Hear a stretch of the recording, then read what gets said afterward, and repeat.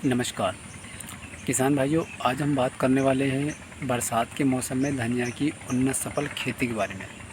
देखिए, धनिया की खेती यूँ तो पूरे साल होती है, लेकिन अगर हम इसको बरसात के मौसम में करते हैं तो देखिए बरसात के मौसम में थोड़ा सा रिस्क रहता है यहाँ पर। लेकिन बरसात के मौसम में अगर आप धनिया की खेती करते हैं तो आगे आने वाले समय के अंदर आप इससे बहुत ही मोटे पैसे यहाँ पर कमा सकते हैं।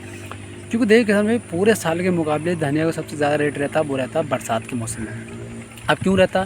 देखिए, अधिकतर हमारे किसान भाई जो है यहाँ पर धनिया की खेती बरसात के मौसम में नहीं कर पाते।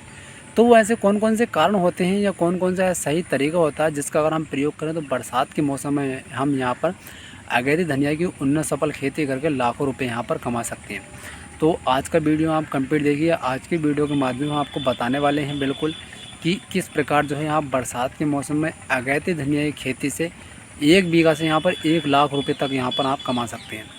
तो पूरा तरीका बताऊंगा, बेस्ट वैरायटी के बारे में बताऊंगा और एक एक चीज़ के बारे में बारीकी से बताऊंगा, कौन कौन सी सावधानी आपको खेती के अंदर रखनी है और कौन कौन सी गलतियाँ यहाँ पर नहीं करनी है, ताकि आगे आने वाले समय के अंदर आप धनिया की खेती को बरसात के मौसम में भी अच्छे तरीके से यहाँ पर ग्रो कर सकते हैं। तो नमस्कार, मैं राजकुमार सैनी स्वागत करता हूँ अपने YouTube channel Saini agriculture expert में। किसान भाइयों, वीडियो अगर अच्छा लगे तो वीडियो को लाइक कर देना और चैनल पर अगर नए जुड़े हैं तो चैनल को सब्सक्राइब भी यहाँ पर कर देना, ताकि इस तरीके की और वीडियो भी आपके पास पहुंच सके। देखिए, सबसे पहली गलती क्या होती है? सबसे पहली गलती हमारे किसान भाई क्या करते हैं, बरसात के मौसम में ऊंची ज़मीन का चयन नहीं कर पाते। देखिए, सबसे पहले हमें क्या करना है, अगर बरसात के मौसम में कोई फसल की यहाँ पर खेती करते हैं तो हमें ज़मीन का चयन इस प्रकार करना है ताकि वहाँ पर बारिश का पानी ना भर सके, और अगर बारिश का पानी भर भी रहा है तो प्रॉपर निकल सके, यानी बरसात के बाद पानी तुरंत निकल सके। दूसरी एक और बड़ी गलती करते हैं किसान भाई, क्या करते हैं, वो क्यारियों की धनिया की बुआई करते हैं। देखिए, बरसात के मौसम में अगर आप क्यारियों में धनिया की बुआई करेंगे तो होगा क्या, बारिश पड़ेगी, बारिश का जलभराव होगा उसके अंदर, और जैसे ही उसके अंदर बारिश का जलभराव होगा तो हमारा धनिया जो है सड़कर गलकर यहाँ पर ख़त्म हो जाएगा।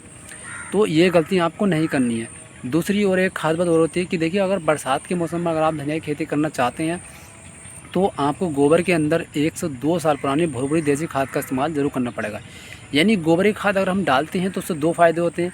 पहला फ़ायदा ये होता है कि हमारी फसल अच्छी तरीके से ग्रो होती है, क्योंकि गोबर के अंदर बहुत सारे पोषक तत्व प्रचुर मात्रा में पाए जाते हैं।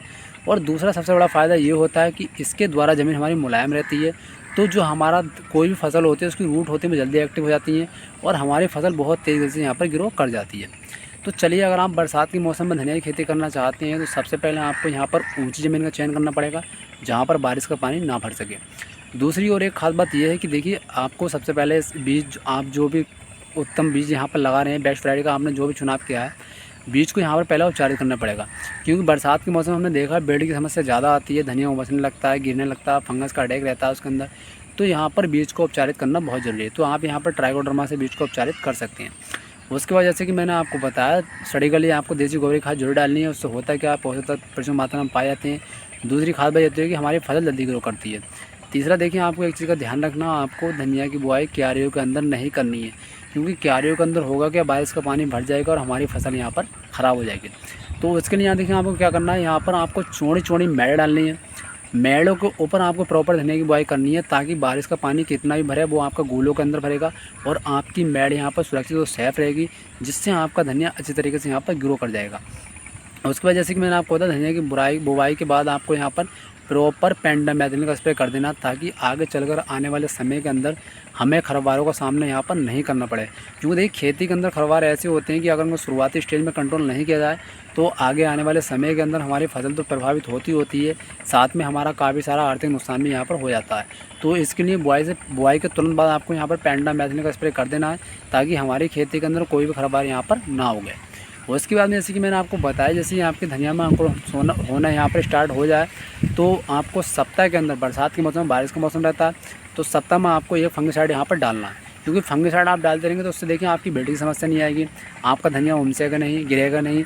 दूसरी बात यह है कि जब बारिश पड़ती है तो हमारी पत्ती गलन या सड़ेंदे की समस्या आ जाती है, तो उसके द्वारा अगर हम यहाँ पर प्रॉपर फंगिसाइड का इस्तेमाल करते हैं सप्ताह में एक बार, तो इससे हमारी खेती में रोग भी नहीं आते, साथ में हमारी फसल यहाँ पर अच्छी तरीके से ग्रो कर जाती है।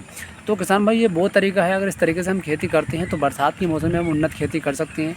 क्योंकि देखिए, अगैती में रिस्क तो रहता है, लेकिन अगर हम इस समय खेती करें थोड़ा सा सावधानी बरत के इस तरीके से, तो आगे आने वाले समय के अंदर हम अच्छा मुनाफा और अच्छा प्रॉफिट यहाँ पर प्राप्त कर सकते हैं। धन्यवाद।